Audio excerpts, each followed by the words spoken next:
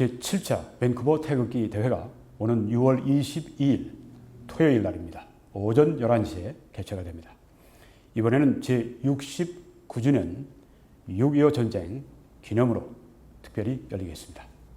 우리는 밴쿠버시의 남쪽에 위치한 버나비시, 거기에 센트럴 파크 안에 있는 평화의 사도 코리안 워 메모리얼 한국전쟁 기념비 앞에서 모이겠습니다. 6110 바운더리 로드 버나비가 주소가 되겠습니다. 밴쿠버의 애국동포 여러분은 말할 것도 없고 캐나다 전역에서 그리고 우리 미국과 한국과 세계 전역에서 밴쿠버를 찾아오시는 모든 분들이 꼭 오는 6월 22일 오전 11시 평화의 사도 앞에서 꼭 뵙겠습니다. 감사합니다. 박근혜 대통령 죽이는 문재인, 피는 피로 갚아야, 이런 제목으로 말씀을 전하겠습니다. 박근혜 대통령을 죽이고 있는 문재인, 피는 피로 갚아야 한다. 창세기 9장 6절 말씀을 보면 다른 사람의 피를 흘리면 그 사람의 피도 흘릴 것이니 이는 하나님이 자기 형상대로 사람을 지으셨음이니라, 이렇게 말씀을 합니다. 한 구절 더 보면 열왕기상 21장 19절 말씀에 너는 이사야 선지자에게 말씀하시는 것입니다. 너는 이사야, 너는 그에게, 여기는 아합 왕입니다. 이스라엘의 역사 가운데 가장 악한 왕 아합, 그에게 말하여 이르기를 여호와의 말씀이 네가 죽이고 나봇이라고 하는 한 시민을 네가 죽이고 또 빼앗았느냐라고 하셨다 하고, 또 그에게 이르기를 여호와의 말씀이 개들이 나봇의 피를 핥은 곳에서 개들이 네 피, 곧 네 몸의 피도 핥으리라 하였다 하라, 이렇게 이사야에게 아합 왕에게 가서 전가를 전하라고 그렇게 말씀을 하신 내용입니다. 오늘 저는 먼저 한 신문 기사를 인용을 하겠습니다. 월간조선에 지난 1월 18일 날 난 기사인데요. 왼쪽에 있는 분이 이제 마이클 브레인이라고 하는 분입니다. 한국에 약 40년 살았습니다.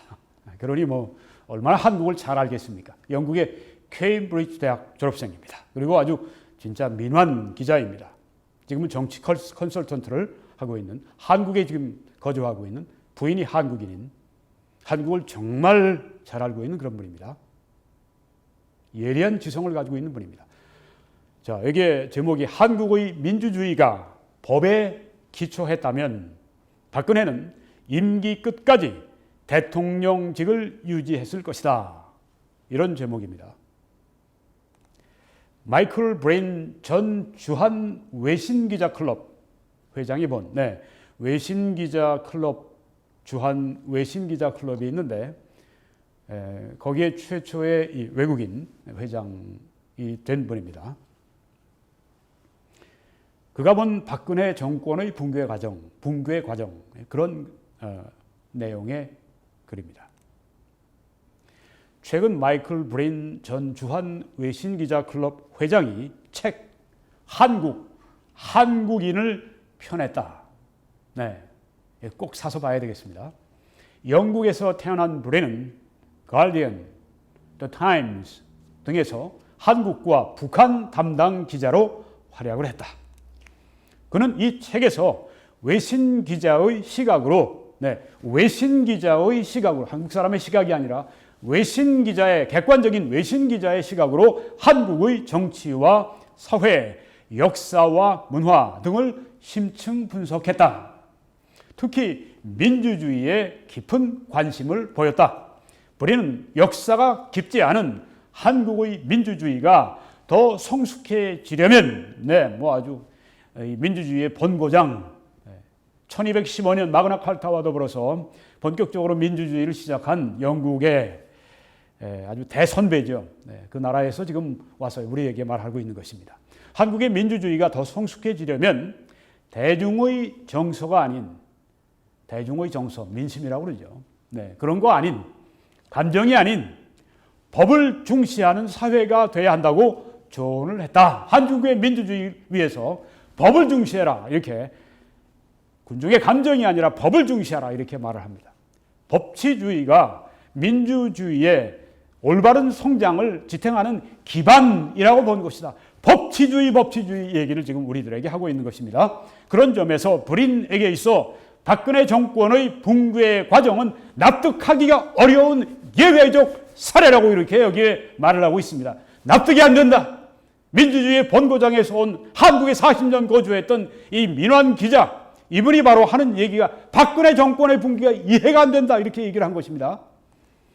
박 전 대통령에게, 그냥 박 대통령이라고 읽겠습니다. 기사는 그렇지만 박 대통령에게 어떤 혐의가 없다는 뜻이 아니라, 문제가 전혀 없다는 뜻이 아니라 문제가 꼭 있다는 얘기는 아닙니다. 그렇게 그래서 이렇게 조사가 시작이 되는 건 이해가 되는데, 가장 신중하게 진행돼야 할 탄핵 절차가, 가장 신중하게 진행돼야 할 탄핵 절차가 법과 상식을 벗어나서 야수 같은 대중의 정서에 휘말렸기 때문이다. 박근혜 대통령 탄핵 문제는 법치주의로 된 것이 아니라 야수 같은 민중의 정서, 대중의 정서가 어땠습니까? 그때 산과 같은, 태산과 같은 거짓 정보들이 언론들이 막 토해내고, 그런 것을 그냥 쥐어담고 와서 그 촛불을 들고 야단을 벌이지 않았습니까? 그게 뭐 신성해요? 거짓말에 그냥 완전히 중독이 돼서 그냥 뭐가 뭔지도 모르는 야수 같은 대중의 정서에 휘말려서 촛불을 드는데 그게 거룩한 촛불이라고? 거짓말하지 마세요. 가증스러운 그런 얘기하지 마세요. 촛불 혁명이라고? 거짓말로 그냥 산을 이룬 그 정보를 가지고 나와서 그냥 그 얘기한 그 대중들의 그것을 촛불 혁명이라고요? 부끄러운 줄 알아야 됩니다. 불행히 경계하는 건 이런 광기 어린 광장 민주주의다. 여기 광기 어린 야수다. 광기의 그런 이 혁명이다. 촛불 혁명이 아니라 광기 혁명입니다. 광기 혁명. 혁명이라고 얘기하려면 광기 미쳤다는 얘기입니다. 불행히 하는 얘기가. 그는 지난 15일 조선일보와의 인터뷰에서 이렇게 말했다. 스위스 은행에 수십억 달러가 있거나, 그렇게 박근혜 대통령이 숨겨놨거나, 청와대에 박근혜 대통령이 있을 때 시체가 숨겨져 있다면 30년 넘게 감옥에 가는 게 가능하겠지만, 나는 박 대통령이 뭘 잘못했는지 모르겠다. 이렇게 지금 마이클 블린이 얘기하지 않습니까? 이분이 지성이 부족합니까? 이분이 양심이 부족합니까? 이분이 민주주의에 대한 이해가 부족합니까? 무엇이 부족합니까? 나는 박 대통령이 뭘 잘못했는지 난 지금도 모르겠다.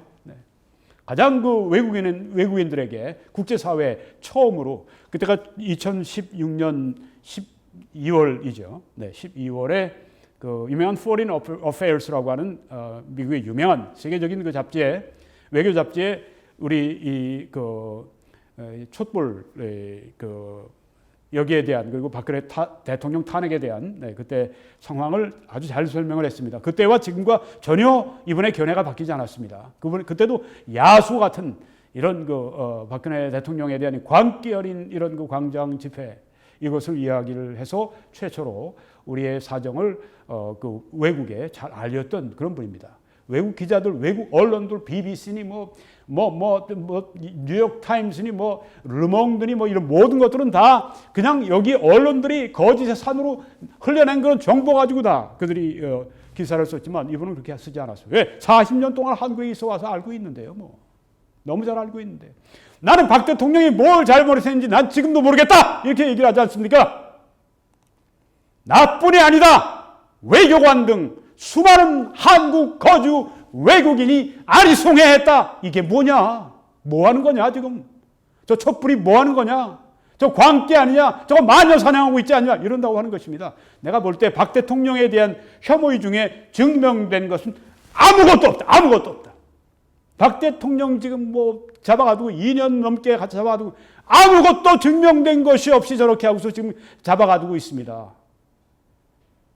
그 몸이 지금 정말 형편없이 지금 돼 있는데도 불구하고 이제 70을 향해 가는 이 여자 대통령을, 독신 대통령을 그냥 붙들고 있는 이 비겁한 이 남자들. 한국의 사내라고도 부를 수 없는 이런 진짜 나쁜 사람들. 이 살인마들, 이 살인자들. 아무것도 혐의 가운데 증명된 것이 없단 말입니다. 그런데도 붙잡아둬요. 사람들이 이 불인도로 나더러 저 사람 박근혜 지지자야. 누가 그러겠습니까? 좌파들이 그러죠. 또 모르는 사람들이 그러죠. 그런데 이번에 이렇게 얘기합니다. 나는 정의의 지지자다. 나는 박근혜 지지자가 아니라 정의의 justice, 공의의 지지자다. 이렇게 이야기를 합니다. 난 공의의 지지자이기 때문에 이 말을 하는 거야. 양심으로 하는 얘기다. 그런 이야기입니다. 지성과 양심으로 내가 얘기하고 있다. 한국 사람들 좀 들어라. 촛불 난동 그만하고 광기 어린 마녀 사냥 그만하고 내 말 좀 들어라. 정의로운 내 말 좀 들어라. 지금 이렇게 마이클 브린이 우리에게 얘기하는 것입니다. 저는 하나님께서 마이클 브린 같은 사람을 이때 우리나라 가운데 거의 40년 동안 살게 하신 그 섭리가 계시다고 믿습니다. 앞으로 역사가 이제 재해석이 될 때 그때 모든 게 드러나고 브린이 굉장히 역할을 할 겁니다. 계속 인용합니다. 내가 만일 판사라면, 마이클 브린이 한국 판사라면 거리에 수백만 명이 나오든 말든 여러분이 지금 이 광화문 광장을 보십니다. 여기 아무리 많이 모여도 10만밖에 모이지 않습니다. 못 모인답니다. 그런데 여기에 100만이 모였는지 나중에 무슨 이거 말도 안 되는 거짓말. 그 거짓말에 그냥 휩쓸려 나와서 수백만 명이 나오든지 뭐 말든 상관없이 내 할 일을 하겠다. 바르게 공정하게 내가 재판하겠다. 평결 내리겠다. 이런 얘기입니다. 이런 식이라면 박 대통령 마녀 사냥하는 그런 식으로 했더라면 현 대통령 문재인 또한 어떤 시점에 민심이 발현하면 탄핵당할 수 있다. 문재인 탄핵당하기 바랍니다. 5년 임기 전에 탄핵당하기 바랍니다. 우리는 한국은 반정부 시위만 하면 수백만 명이 거리에 쏟아져 나와서 시위를 했고, 이건 뭐 다 합해서 얘기죠. 몇십일 동안 다. 시스템은 그에 응답했다. 한국의 제도권이 정치, 사법부, 입법부, 행정부, 그 시스템이 그에 응답을 했다. 공무원 사회도 응답을 했다. 그렇게, 그러면 공화국이란 Republic of Korea, 우리 한국, 이 공화국이란 제도에 의한 통치를 뜻하는데 제도로 통치하는 것입니다. 한국식 사고에서는 민중이 통치자다. 그건 혼돈이다 라고 지적했다. 이 김재동이 같은 이런 자들이 나서서 우리는 광장 민주주의를 해야 됩니다. 여기 지금 뭐라고 얘기하고 있습니까? 그게 바로 혼돈이다. 이렇게 우리들에게 가르쳐주고 있지 않습니까? 김재동이 아니라 김혼돈입니다. 그런 자들이. 김혼돈. 그런 자들에 의해서 끌려나가니까 혼돈의 리퍼블릭이 되는 것입니다. 제도에 의해서 그렇게 끌려가야 된다고 하는 것입니다. 이게 법치주의라고 하는 것입니다. 기자는 브린의 신간에서 아까 한국인 그 책에서 이와 관련한 그의 생각을 더 깊게 읽을 수 있었다. 박근혜가 실제로 잘못한 것은 무엇인가? 지극히 간단한 질문 같지만 그 답은 이 글을 쓰는 지금까지도 아리송하다. 이게 브린의 글을 인용한 것입니다. 아리송하다. 뭘 잘못했냐? 아리송하다. 문제의 TV 보도에 이어서 박근혜 시위가 시작이 되자 외국 언론은 즉시 한국 대통령의 몰락이 법을 위반했기 때문이라고 이해하고 보도했다. 왜?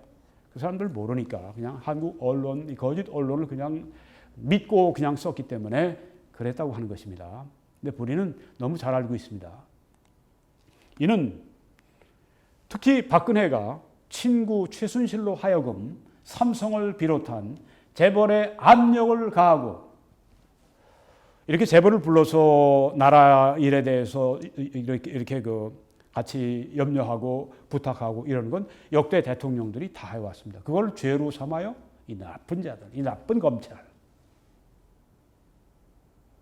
사람을, 죄 짓지 않은 사람을 죄인으로 만든 이 나쁜 검찰들. 지금 문재인 얼마나 재벌들 만나서 압력을 하고 있습니까? 저거 아주 완전히 직권남용으로 찍어야 됩니다. 기밀사항인 대통령 연설 원고를 편집하도록 허용함으로써 언제 그렇게 했습니까? 최순실이 그걸 보고 평민의 입장에서 보고 거기에 대해서 평가를 해달라고 하는 게 잘못입니까? 외국 대통령들은 그렇게 안 해요? 한국 대통령도 그렇게 안 했습니까?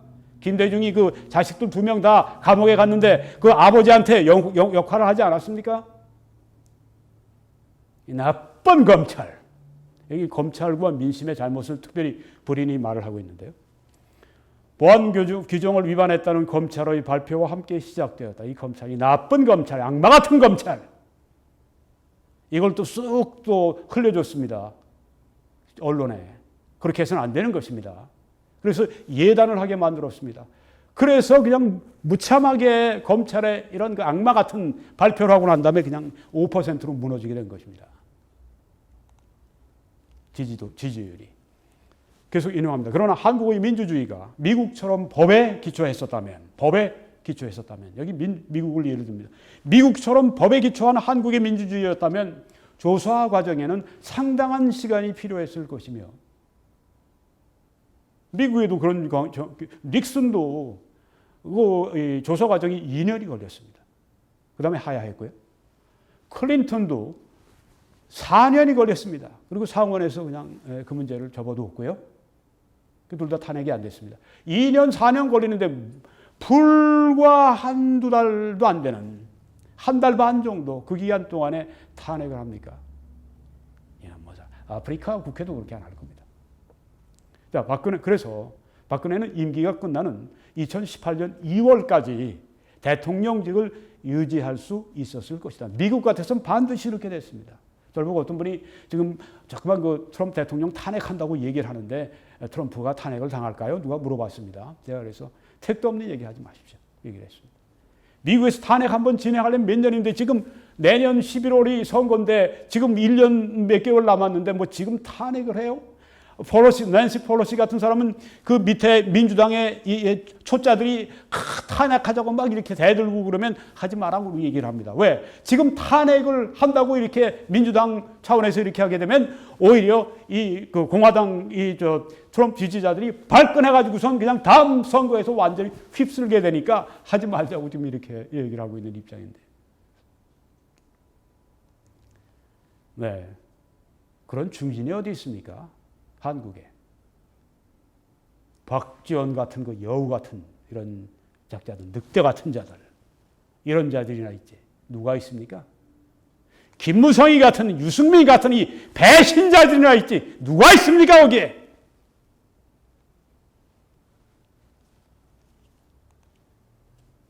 그래서 우리 김평호 변호사님이 이 책을 쓰셨는데 정말 딱 바른 말씀을 하신 겁니다. 한국의 법치주의는 죽었다! 이게 바로 마이클 브린이 아멘 한 것입니다. 박근혜 대통령의 급속한 몰락은 한국의 민주주의에서 법보다 중요한 것, 법보다 더 중요한 것? 관계 당사자들로 하여금 그녀의 박근혜 대통령의 제거를 승인하도록 부추긴 무언가가 법보다 중요한 것, 혹은 그 무언가가 몰락을 촉발했기 때문이었다. 법보다 더 중요한 게 뭐예요? 그 무언가가 뭡니까? 답이 나옵니다. 그것은 다름 아닌 국민이 분노했다는 것이다. 민심이에요. 네. 분노한 민심. 그러면 이것은 무슨 뜻인가? 이 people power란 무엇인가? 한국에서는 어떤 쟁점에 대한 대중의 정서가 특정한 임계 질량에 이르면 앞으로 뛰쳐나와서 모든 의사결정 과정에 압도적인 영향력을 행사하는 야수로 변모한다고 하는 것입니다. 이 야수가 달겨들 때 이걸 진정시키고 이걸 바르게 이 민심을 주도해 나가야 될 제도권이 거기에 꼼짝없이 걸려든다고 하는 겁니다. 납작 엎드린다고 하는 겁니다. 한국인들은 이 야수를 민심이라고 부른다. 네, 이게 이 야수, 이 민심, 이것이 바로 마녀 사냥하는 그런 그 이유가 됩니다. 우리는 책에서 물론 박근혜에게 무언가 잘못이 없다는 이야기는 아니다 라면서도 100%다 완벽한 사람 어디 있습니까? 불인도 그렇고 저도 그렇고 다 그렇죠. 중요한 점은 그녀가 탄핵되었을 때 아무것도 확실하게 입증된 것이 없었다는 사실이다. 아무것도 입증된 게 없이 탄핵을 해버렸습니다. 그러니까 불법이라고 얘기하는 거죠. 불법이죠. 100일의 특검 수사는 아무것도 밝혀내지 못했다. 이렇게 부린이 역설을 했다고 하는 것입니다. 아무것도 밝혀낸 게 없다. 특검이. 그는 박 대통령과 최순실이 경제공동체로서 국정농단을 합작했다고 한 검찰의 논리에 대해서도 다음과 같이 지적했다. 경제공동체 처음 들어본 말을 약한 검찰이 또 마련했습니다. 한술도 떠서 검찰은 박근혜의 유죄 가능성을 높이기 위해서 그녀와 친구인 최순실을 일종의 부부와 같은 경제공동체로 간주할 수 있다는 새로운 법적 개념을 제시했다. 달리 말하자면 한 사람이 이익을 보면 나머지 사람도 이익을 보고 한 사람이 잘못을 저지르면 다른 사람도 유죄라는 것이었다. 정의란 의견이 다른 사람에게도 공평해야 한다. 네. 정의라고 하는 것은 무엇인가? 의견이 다른 사람에게도 공평해야 된다. 그렇게 생각하는 사람에게 맞는 생각이죠. 이와 같은 아이디어는 경제 공동체는 이런 것들은 대단히 불쾌한 것이다. 이렇게 얘기를 했습니다. 마이클 브린이 그 경제 공동체라고 하는 개념을 가지고 온 이 검찰 여기에 대해서 아주 대단히 불쾌하다. 네. 정의로운 입장에서 볼 때 의견이 다른 사람에게도 공평해야 되는데 정의로운 입장에서 볼 때 대단히 불쾌하다. 이렇게 여기 외국인이 얘기를 한 것입니다. 브린은 공공의 정서는 행정부, 입법부, 사법부, 공무원들 다 이 사회, 네, 이 공공이죠. 공공의 정서는 사소한 세부 사항에는 관심이 없다. 일단 야수가 밖으로 나온 후에는 민심이 밖으로 나온 후에는 광기가 밖으로 나온 후에는 당국은 자신의 역할을 수행하여 제도권은 자신의 역할을 수행하여 그리어 박 대통령을 제거할 수밖에 없었으며 또한 그렇게 했다. 헌재, 국회, 검찰, 법원, 이 모든 이 공공의 당국이 바로 민심 때문에 야수 때문에 마녀 사냥을 하는데 거기에 이 수단으로 전락을 했다고 하는 것이죠. 그녀가 박 대통령이 5년형을 받든 또는 무죄 방면이 되든 공공의 정서에는 이 정치권이나 사법권이나 의회나 정서에는 중요한 문제가 아니다. 공공의 정서는 이미 박근혜 정권 붕괴라는 응답을 누구로부터? 민심으로부터 받았기 때문이다. 라고 지적하기도 했다.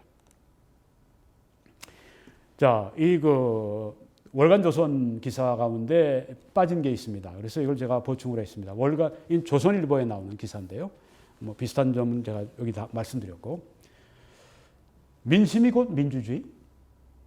그게 한국의 가장 큰 문제다. 이렇게 마이클 브린이 말을 했습니다. 민심이 곧 민주주의라고 그게 한국의 가장 큰 민주주의의 문제다. 수백만 명이 거리에 쏟아져 나와 시위했고 시스템은 그에 응답을 했다. 공화국이란 제도에 의한 통치를 뜻하는데 한국식 사고에서는 민중이 통치자다. 그건 혼돈이다. 예수 그리스도는 민심에 의해 살해당했다. 맞습니다. 민심이라는 아이디어는 굉장히 위험하다. 예수 그리스도까지 가장 거룩하신 죄를 모르시는 예수 그리스도를 악인으로 가장 처참하게 사용하는 그 방법을 통해 그렇게 처형했던 게 바로 민심이었습니다. 박근혜 대통령을 예수 그리스도와 같은 위치에 올려놓는 건 아닙니다만은 예수님도 민심에 의해 살해당했다. 박근혜 대통령도 역시 민심에 의해서 살해된 것이다. 정치적으로. 지금은 실제로 신체적으로 지금 감옥에서 그렇게 살해를 당하고 있습니다. 누가 그렇게 합니까? 물론 여러 사람들이 책임이 다 있어요. 국민들 그렇게 무관심하고 국민들 그냥 방관하고 어떤 사람들은 열렬히 지지하고 헌재도 거기 책임이 있고요. 그 피 묻은 손에 헌재 피 묻은 손도 있습니다. 국회에 피 묻은 손은 말할 거 없고 검찰에 피 묻은 손은 말할 거 없고 그중에 가장 피가 많이 묻혀있는 피가 누구의 손이냐? 문재인의 손입니다. 왜? 제일 권력이 크기 때문에.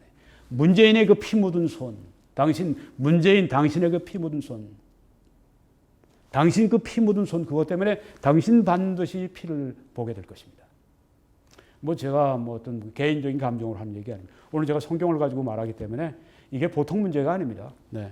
저는 이런 설교하고 싶지 않아요. 저는 복음을 전하고 싶습니다. 주 예수 그리스도가 우리의 죄를 위해 십자가에 못 박혔고 당신도 믿으면 구원받습니다. 이 복음을 저는 얘기하고 싶은 복음의 설교자가 되고 싶은데 이사야나 예레미야나 에스겔이나 이렇게 그냥 아주 처절하게 죄와 싸우고 권력자들과 싸우고 그들의 죄를 고발하고 그래서 그냥 이사야는 몸이 양쪽으로 그냥 톱으로 위해서 그렇게 쓸려서 돌아가시고 세례 요한, 침례 요한은 또 이 참수당에서 그렇게 돌아가시고 권력자들과 싸우면서 황금의 입이라고 불렸던 크리스토스톰 같은 그런 그 설교자도 그 당시에 그 동로마 황제와 그 부패한 권력과 싸우다가 결국은 흑해주의로 끌려가면서 계속 끌고 가면서 지치게 해서 죽였는데 그렇게 해서 돌아가시고 사바나울라 같은 교황의 그 권리와 싸우던 그분도 역시 화형대 위에서 불타 죽고 네. 다 그거 좋아할 사람 어디 있습니까? 권력자들에 대해서 그들의 죄를 고발하고 그들의 하나님의 말씀을 전하고 하나님의 심판을 전하는 것 절대 좋아할 일 없습니다. 그렇지만 이 설교를 오늘 하도록 하나님께서 제 마음에 주장하셨어요. 그래서 제가 오늘 이 일을 하고 있는 것입니다. 제가 하나를 더 인용하겠습니다. 최보식이 만난 사람 탄핵 소추 의견서는 부실이다. 박 대통령과 공모, 최순실이 박 대통령과 공모했다라는 검찰의 최순실 공소장뿐. 제가 이제 법인을 통해서 검찰과 민심에 대해서 많이 말씀드렸습니다. 다른 부분을 조금 여기에서 말씀드리려고 합니다. 제가 여기에 이 글을 읽고 제가 이제 이 방송을 했죠. 작년 1월입니다. 헌재 공보관의 강력 비판, 헌재, 국회, 검찰, 법원, 부당 탄핵, 법치 훼손의 주범들이 바로 이자들이다. 이렇게 제가 여기 얘기를 했습니다. 이 글을 보고 인용하면서 배보윤 변호사는 그 당시에 헌법재판소 총괄 연구부장이었고 공보관이었습니다. 아주 중요한 직책에 있었습니다. 26년 동안 헌법재판소에 근무한 정통 헌법 연구관입니다. 이분보다 우리나라에서 헌법을 더 많이 아는 사람 아마 없을 겁니다. 박 대통령을 헌법재판소에서 파면한 다음에 한 달 후에 퇴임을 했습니다. 지금 변호사로 있습니다. 이제 이 검찰에 대해서 얘기할 때 특별히 국회를 겨냥해서 얘기합니다. 검찰 공소장과 언론 보도만으로 구성된 탄핵소추 의결서는 부실이다. 언론 보도가 한 15개인가요? 네, 그거 가지고. 네. 확인도 안 된 걸 가지고. 손 거짓의 산에서 뽑은 걸 가지고. 네. 저는 그 중에 60개를 뽑아서 2개 동영상으로 좀 올려놨습니다. 네. 거짓말한 거, 언론들이. 그거 가지고 검찰 공소장 일방적인 거 이거 가지고 대통령과 이거 조사도 대통령 직접 조사도 안 하고 대통령이 며칠만 좀 나에게 말미를 주십시오. 그러면 검찰과 대화하겠습니다. 무시해버리고 왜? 5%밖에 지지도가 떨어진 이런 안 되는 이 대통령 우리가 봐줄 거 뭐 있어. 검찰이 이랬습니다. 악했습니다. 아주. 이거 가지고 탄핵소추 의결서를 이 국회라고 하는 데서 했습니다.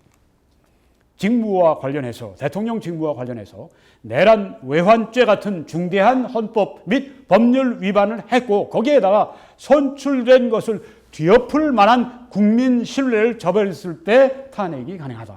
이렇게 이제 배보윤 이 헌법재판소 그때 공보관이 지금 이 얘기를 하는 것입니다. 헌법 84조는 내란 또는 외환의 죄를 대통령이 범한 경우를 제외하고는 대통령이 재직 중에 형사상의 소출을 받지 아니한다고 했다. 박 대통령의 혐의는 법원에서 확정된 게 없었다. 재판도 안 하고 죄인으로 몰고 이 국회라고 하는 데가 불법으로 그렇게 해서 그 탄핵을 결정한 것입니다. 국회에서 소출을 하려면 나름대로 조사해야 한다. 조사 한 번도 하지 않고 한 달 반 만에 그냥 꽝! 영털이 국회. 인민 재판하는 이 국회. 마녀 사냥하는 이 국회. 이게 국회입니까?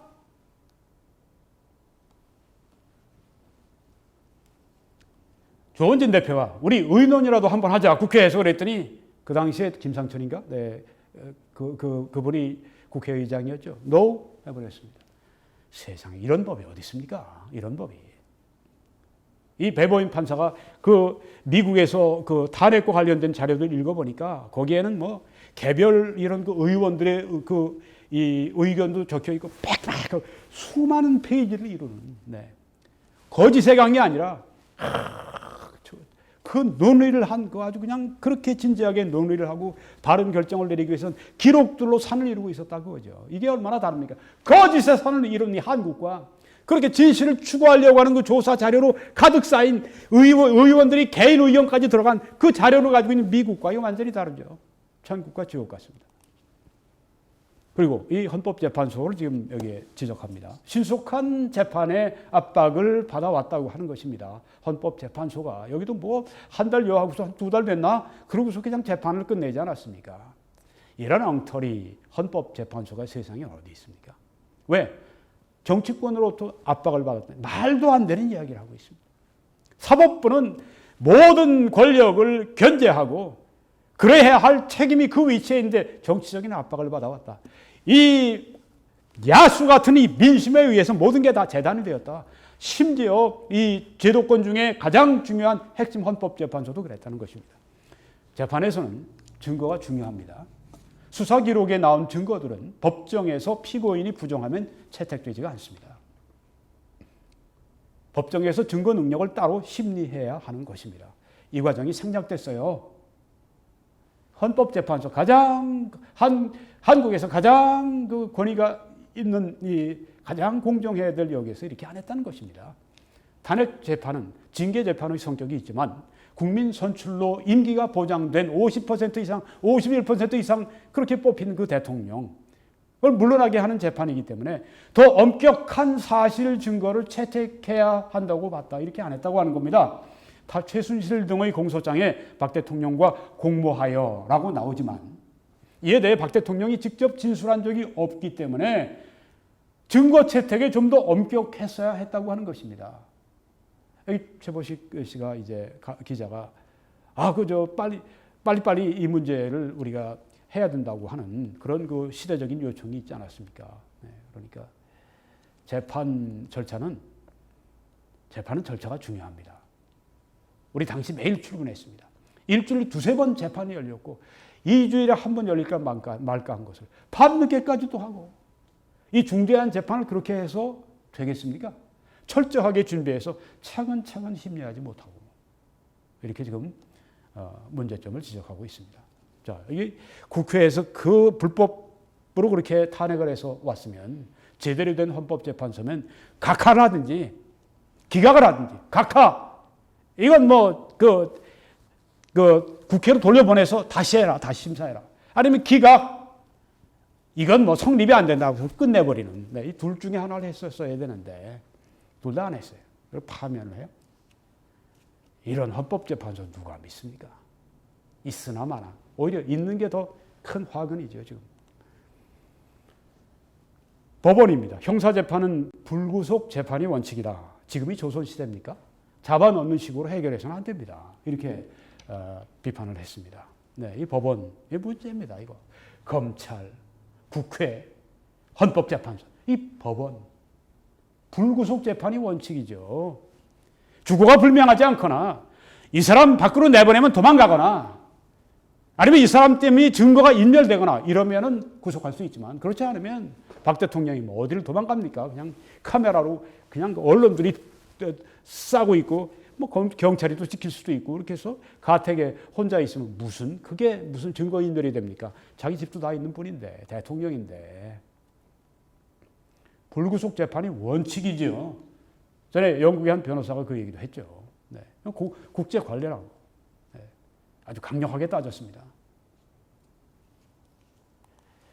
재판을 일주일에 4번 밤 10시까지 했던 것은 말이 안 된다. 재판을 왜 정치 일정에 맞추는가?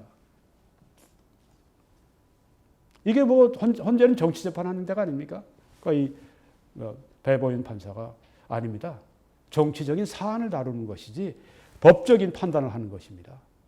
혼돈했다고 하는 거죠. 처음부터 헌재가. 그리고 지금 여기에 이게 제일 문제입니다. 제가 볼 때는. 불구속 재판을 해야 마땅합니다. 근데 2년여 지금 붙들고 있습니다. 여러분, 그래서 양상훈 칼럼에 보면 그 거짓 되사된 2년 전 문 대통령 취임사 이런 말이 나옵니다. 4명이 자살했고 이제 1명이 더 됐으니까 5명이 자살을 했습니다. 어디에서? 문재인 정권 아래서. 살인마 정권이라고 얘기하면 뭐 너무 심하다고 할까요? 5명이 자살. 얼마나 또 자살할지 모르겠어요. 또 앞으로. 1명은 모든 국가기관의 공격을 받던 중에 유명을 달리했다. 조양호 회장. 대한항공회장. 2017년 5월 10일 문재인 대통령 취임할 때 조선시대 사화에 버금가는 잔인한 정치 보복이 대거 시작된 날로 기록될 것이다. 조선일보 같이 이런 신문도 그렇게 썼습니다. 문재인 사화. 잔인한 사화. 세상에. 지금 이 대한민국 이 시대에 사화를 벌려요. 가장 잔인한 정치 보복은 박근혜 대통령을 불법적으로 재판하고 구속한 것입니다. 여기에 대해서 이 최대집, 지금 전국의사협회 회장입니다. 이분이 박근혜 대통령의 현 재판은 임상적인 관점에서 의사로 볼 때 법관에 의한 사실상의 미필적 고의에 의한 살인 행위이며 환자에 대한 잔악한 고문이라고 그렇게 얘기를 했습니다. 요 근래에도 칼로 살을 베이는 것 같은 고통, 불에 데인 그런 고통, 이런 때문에 좀 이 보석을 신청한다고 했을 때 그걸 아주 그냥 냉정하게 거부를 했습니다. 판사가 왜 그랬을까요? 판사도 사람인데. 물론 정치적 압력이 있었기 때문입니다. 얼마 전에 송현정 KBS 기자와 함께 상춘제에서 이 문재인 씨가 이제 대담을 했는데, 인터뷰했는데 거기서 그런 말이 나옵니다. 언제 이 사면을 할 계획이 있으십니까? 대통령 사면, 감옥에 있는 분들. 그랬더니 일단 재판이 끝나야 되지 않겠습니까? 그럼 재판이 끝난 다음에는 사면을 하실 계획이 있습니까? 그러니까 뭐 재판도 안 끝났는데 뭐 사면 얘기할 때가 아닙니다. 그렇게 얘기하더라고요. 그리고 나중에 뭐라고 얘기했냐면 그 전직 대통령이 2분이 다 감옥에 계신데 가장 가슴이 아픈 사람이 나고 가장 부담이 되는 자가 납니다. 부담이 되는 사람이 납니다. 이렇게 얘기를 하는 걸 제가 보면서 악어의 눈물이다 그렇게 생각을 했습니다. 악어가 먹잇감을 딱 먹을 때 눈물을 흘린다고 그래요. 네. 문재인 씨는 어떻게 봐야 바르게 보는가? 행동을 봐야 됩니다. 말과 행동이 완전히 달라요. 경제는 막 무너지는데 뒤에 보면 경제 잘 된다고 써놓고 지금 뭐 하고 말이죠. 완전 거짓 정권입니다. 네. 심하게 얘기하면 너희는 거짓의 아비, 사탄의 자식이 되었다고 그렇게 얘기를 했는데 네. 거짓말하는 정부, 거짓말쟁이. 제가 거짓말쟁이라고 그렇게 지난번에 동영상에서 얘기하니까 어떤 분이 댓글에 사기꾼을 왜 거짓말쟁이라고, 거짓말쟁이나 사기꾼이나 마찬가지인데 사기꾼이라 부르려면 부르세요. 하여튼 살인행위입니다. 문재인 씨 자기가 가장 가슴 아프다고요? 악어의 눈물 흘리지 마세요. 석방시켜야지. 70이 다 돼가는데 고문을 받고 있는데 뭐 허리 디스크에다가 잠자는 것도 힘들다고 그러잖아요. 에디슨병 때문에 갑자기 돌아가실 수도 있고. 나이가 지금 이제 70을 향해서 가고 있는 여자 아닙니까? 싱글 아닙니까? 독신 아닙니까? 혐의 가운데 확정된 것도 아무것도 없고 왜 이 짓들을 합니까? 왜 이 살인마 짓을 합니까? 판사도 그렇고 문재인 당신도 그렇고 왜 이 악마 짓을 합니까? 그러면서 한국 사람들이 발 뻗고 지금 계속 잠을 잡니까? 그러니까 한국에 하나님의 심판의 손길이 있고 한국에 지금 하나님의 저주가 있는 것이죠. 재산 다 날아가고 있고 기술자들, 원전 기술자들 다 지금 밖으로 지금 나가려고 하고 있고 기술 다 팔려가고 있고 중국이 지금 속국이 돼가고 있고 김정은이한테 설설 기고 있고 안보가 다 무너지고 있고 경제가 무너지고 있고 사회가 지금 이렇게 살벌하게 되고 있고 젊은이들이 직장을 잃었고 다 자기 스스로 신문 내로 거둔 겁니다. 왜 문재인을 찍어요? 젊은이들이. 왜 소상공인들이, 왜 자영업자들이 문재인 찍어놓고 지금 와서 원망을 합니까? 그때 그렇게 찍지 말라고 얘기를 했는데도 안 듣더니 제일 큰 책임은 그런데 제일 큰 권력자인 문재인에게 있습니다. 당신의 손은 제일 피로 많이 물들어 있습니다. 박근혜 대통령의 피로 지금 생명을 갉아먹고 있는 그런 그 감옥 생활을 하고 있는데 그냥 두지 않습니다. 자, 이제 성경 이야기를 좀 드리고 여기서 적용을 하고 제가 마치려고 합니다. 아주 이게 참 우리 현실에 얼마나 잘 이렇게 적용이 되는지. 성경의 이 구약의 열왕기상 21장에 보게 되면 나봇의 포도원 이야기가 나옵니다. 왼쪽에 보면은 이제 그 당시의 왕인 아합 왕이 있고 아주 악한 왕이죠. 그 오른쪽에 보면은 이세벨이라고 하는 왕후가 있습니다. 레바논 사람인데 와서 이제 이 아합 왕보다 더 악한 여자가 악한 사람이 바로 이 이세벨입니다.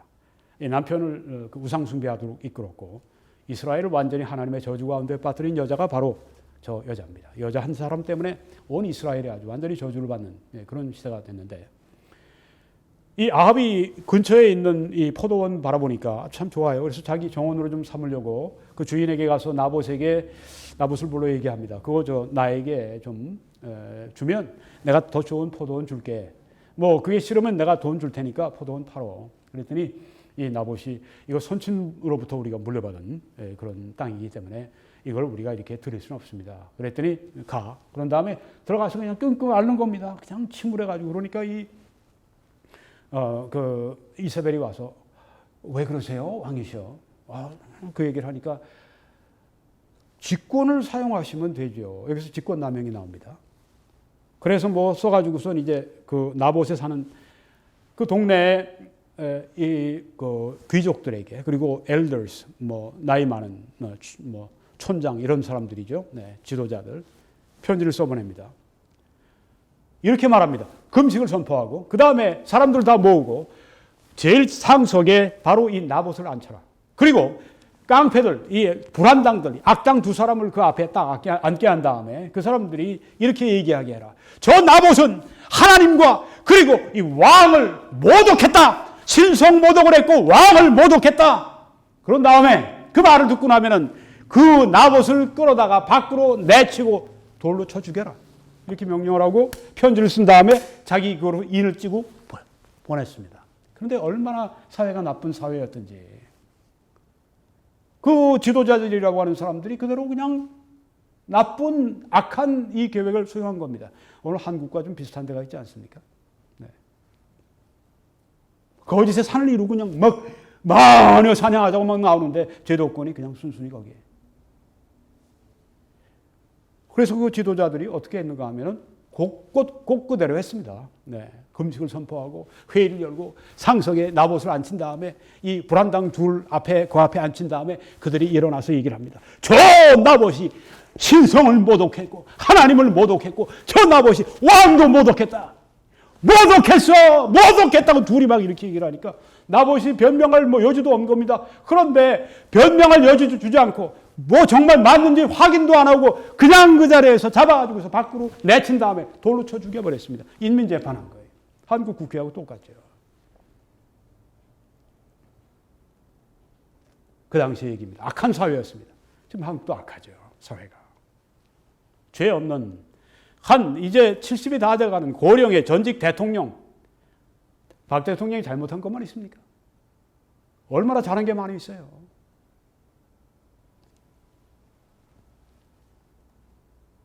박근혜 대통령이 피를 흘리고, 박근혜 대통령이 고통을 당하고, 박근혜 대통령이 그렇게 억울한 일을 당하고 그러면 한국 사람들은 억울한 일 안 당할 것 같습니까? 여기 한국인들이 있습니다. 당신들은 안 당할 것 같아요. 남에게 피를 흘리는데 당신에게는 피를 흘리지 않을 것 같습니까? 문재인은 말할 거 없고, 네, 당신 문재인 잘 들으세요. 오늘 이 휘날레가 중요합니다. 휘날레로 갑니다. 열왕기상 21장 19절에 이제 이 소식을 듣고 난 다음 이제 이렇게 됐을 때, 그리고 이세벨에게 우리가 이렇게 했습니다. 잘한 것처럼 말이죠. 악한 사회, 네. 악한 그런 제안을 받아들이고 악하게 그대로 행동한 다음에 우리가 했습니다. 잘했다. 이세벨이 그러고 난 다음에 왕에게, 아합 왕에게 이제 가서 나봇 죽었어요. 나봇 죽었으니까 가서 취하세요. 그래서 왕이 거드름 피우면서 이제 나봇의 포도원이 내 것이 되었구만. 그 피 흘린 손을 가지고 피를 뚝뚝 떨어뜨리면서 그 나봇의 포도원으로 갔습니다. 그때 하나님께서 이사야에게 너는 그 아합에게 말하여 이르기를 여호와의 말씀이 네가 죽이고 또 빼앗았느니라 이렇게 말씀 전하라고 했습니다. 또 그에게 이르기를, 아합에게 이르기를 여호와의 말씀이 개들이 나봇의 피를 핥은 곳에서, 나봇이 그렇게 그냥 그 밖에 그리고 돌로 쳐 죽이고 난 다음에 시체도 거두지 않으니까 그 나봇의 피를 핥기 위해서 개들이 와서 나봇의 피를 핥았습니다. 바로 거기에서, 그 장소에서 개들이 내 피, 아합의 피, 곧 내 몸의 피도 핥으리라. 무죄한 나봇의 피를 네가 흘렸으니 악한 일로 말미암아 너도 바로 그 장소에서 내 피도 개들이 핥아버릴 것이다. 이렇게 하나님께서 말씀하신 것입니다. 어떻게 됐습니까? 한 3년쯤 지났습니다. 그리고 아람과의 전쟁이 일어났습니다. 그때 싸움에 나갔던 이 아합이 거기서 맞아 죽죠. 그래서 그 시체를 가져와서 사마리아에 묻었는데, 그가 탔던, 그래서 피를 흥건하게 흘렸던 그 왕이 아합이 탔던 그 병거, 그걸 가져와서 이 사마리아 여기 거리에서 이제 물로 씻어내는데, 그때 개들이 와서 이 병거에 묻은 아합의 피를 핥아버렸습니다. 말씀 그대로 됐습니다. 예언의 말씀이 하나도 이루어지지 않은 게 없어요. 그런데 여러분, 이걸로 끝난 게 아니라 21장 23절에 보면 이세벨에게 또 이렇게 말씀합니다. 이세벨에게 대하여서도 여호와께서 말씀하여 이르시되 개들이 이스라엘 성읍 곁에서 이세벨을 먹을지라 이렇게 말씀을 하라고 말씀했습니다. 개들이. 자, 조금 전에 아합 왕은 개들이 와서 그 흘린 피, 병거에 묻은 그 피죠. 핥으리라. 여기 이세벨은 더 무서웠습니다. 개들이 와서 이세벨을 먹어버리리라. 여러분 왼쪽에 사진에 그림에 보시게 되면은 지금 저기 여자 한 명이 지금 막 이 밖으로 던져지는 그런 모습이 있습니다. 밑에는 군대가 있습니다. 아합이 죽고 난 다음에, 그 다음 이 아합과 그리고 이세벨의 자식인 아시야가 왕이 됐는데, 예후가 일어나서 아시야를 죽여버리고, 아시야뿐 아니라 아주 아합의 모든 자손들 씨앗을 아주 완전히 남자들 씨앗을 말려버렸죠. 다 죽였습니다. 여기 지금 예후가 성 안으로 들어오는데, 저기 지금 그 이세벨이 화장한 다음에 이 그 성 위에 그 여기 창문 있는 데서 그 외칩니다. 너 예후! 하면서 막 소리를 지르니까 예후가 있다가 누가 내 편이냐? 누가 내 편이 될 거야? 그랬더니 거기에 그 넷이 두 사람이 같이 있다가 둘이 그냥 이세벨을 들어서 밖으로 집어 던졌습니다. 그러니까 이세벨이 떨어지면서 피가 튀어서 벽으로 튀고 말로 튀고 막 튄 겁니다. 죽었죠, 거기서. 그러니까 이 예후가 이세벨을 발로 꽉 밟고 안으로 들어와서 식사를 하고, 그 다음에 저 이세벨, 그래도 저기 레바논 그 왕의 딸이니까 묻어줘라. 밖에 나가서 보니까 이세벨이 어디 있어요? 두개골만 남고 손과 발만 남고 다 개들이 먹어버렸습니다. 나중에 이 이스라엘에 흙이 된다고 했는데 개들이 먹고 난 다음에 뭐 하겠습니까? 배설해버리죠. 그럼 그렇게 되는 거죠. 나봇을 죽인 것 때문에 뭐 그것뿐이 아닙니다. 여기 이세벨은 피를 많이 흘렸습니다. 특별히 여호와의 종, 하나님의 종들을 많이 죽였어요. 이 여자가 우상 숭배하면서. 피가 얼마나 많았는지. 아합의 손에도 나봇의 피와 여러 피가 많이 묻어 있는데 뚝뚝 떨어지는데 여기 이세벨의 피는 더합니다. 피가 그냥 막 뚝뚝뚝뚝 그냥 온 몸이 그냥 피로 뚝뚝 떨어지는 그 여자였습니다. 여러분, 여기 우리의 이 말씀 보게 되면 남의 피를 흘리면 자기의 피를 흘린다고 하나님 말씀하셨습니다. 문제인식, 잘 들으십시오. 오늘 내가 개인적인 감정으로 얘기하거나 개인적인 어떤 그런 마음으로 얘기한다면 잊어버려도 좋아요. 근데 이 성경 말씀에 오늘 당신에게 얘기합니다. 내 눈을 똑바로 보십시오. 문제인식. 당신 피 흘린 것에 대해서 당신 피가 흐를 것입니다. 내가 예언 비슷한 얘기를 지금 당신한테 하는 겁니다. 박근혜 대통령이 지금 2년여 동안에 피를 흘렸어요. 뭐 실제로 피가 났다는 얘기가 아니라 그 생명은 피해 있다고 했는데 생명은 피해 있다고 그랬는데 생명이 완전히 고갈되는 피가 고갈되는 피를 흘리는 것과 같은 그런 지금 상황 가운데 있습니다. 힘없는 이제 뭐 60, 70에 가까워 오는 재산도 없어서 뭐 변호사도 제대로 살 수 없는 그리고 모든 연금은 다 이제는 그냥 정말 다 뭐 끝나고 30년 동안 지금 감옥에 가둬야 된다고 하는 문재인 씨 당신이 어떤 뭐 보관이 있는지는 모릅니다. 뭐 나오면 사면을 하고 뭐. 어떤 기자는 그래요. 네, 조선일보 기자가 연말쯤 되면 아마 사면할지 모른다. 그래 풀어내가지고 보수 안에 분열을 일으키려고 할지 모른다. 네, 그러니까 고성국 TV의 고성국 박사는 이렇게 얘기를 또 합니다. 박 대통령이 문재인이 사면해 줄게 그러면 고맙습니다 하고 나올 것 같은가? 아니다. 그 안에 계속 머물러서 그 다음에 보수 정권이 바뀌고 보수 우파가 정권을 바꿔 놓고 난 다음에 그 다음에 명예 그리고 복권을 시킨 다음에 그 다음에 나오려고 하지 않겠느냐. 네, 뭐 그 말도 일리가 있다고 생각합니다. 그러려면 이겨야죠. 선거에서. 네, 보수 우파가 이기려면 대동단결해야죠. 어떤 사람들은 우리가 선거에서 이기기 위해서 우리가 박근혜 대통령 문제를 그냥 박근혜 대통령 문제를 덮고 가자. 이런 사람들이 있습니다. 오늘 제가 그 사람들에게 이야기를 합니다.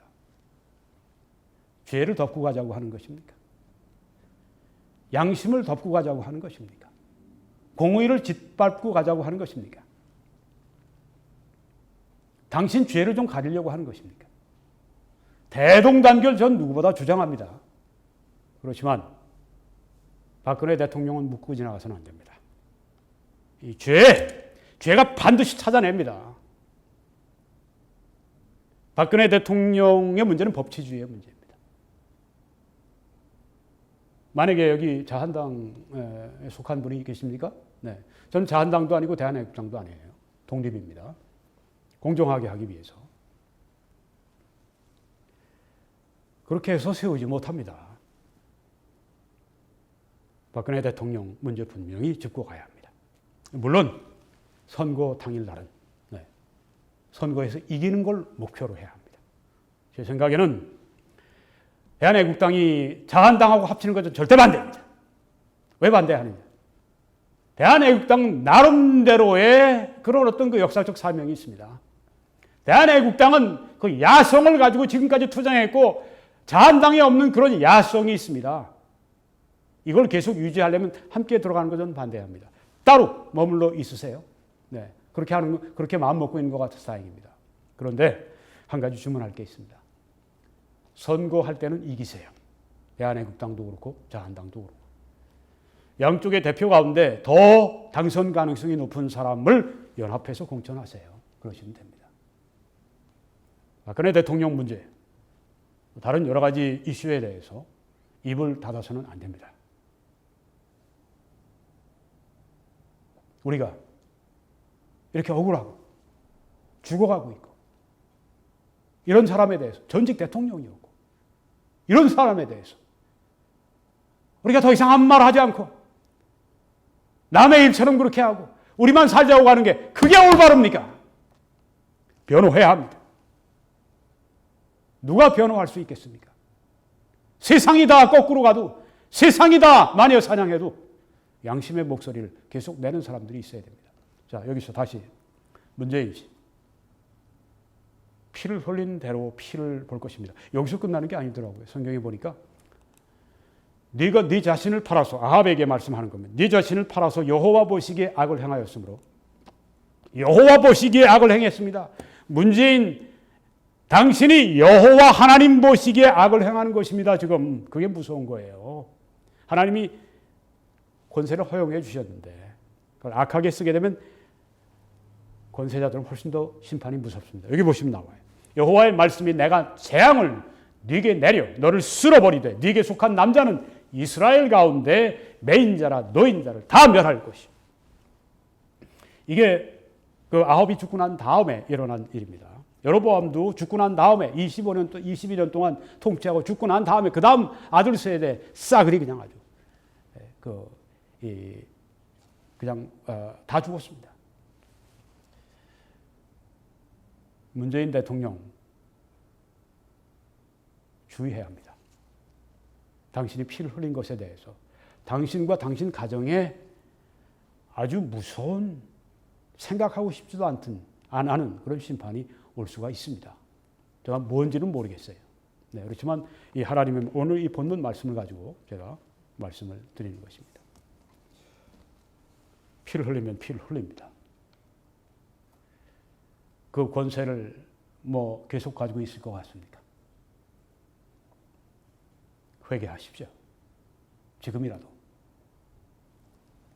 그렇지만 범한 죄에 대해서 대가는 반드시 받습니다. 여러분들 가운데 아직까지 예수님을 구주로 영접하지 않은 분들이 있습니다. 문재인의 죄과 그 정도가 아닙니다. 예수 그리스도 믿지 않으면 여러분 지옥 갑니다. 죄를 회개하시고 예수 그리스도를, 당신의 죄를 위해 십자가에 못 박혀 주신 예수 그리스도를 구주로 영접하시기 바랍니다. 영접하는 자, 곧 그 이름을 믿는 자들에게는 하나님의 자녀가 되는 권세를 주셨다고 말씀을 했습니다. 오늘 저는 박근혜 대통령을 죽이는 문재인, 피는 피로 갚아야, 이 제목으로 말씀을 드렸습니다. 문재인 대통령, 살인마로 끝나지 마십시오.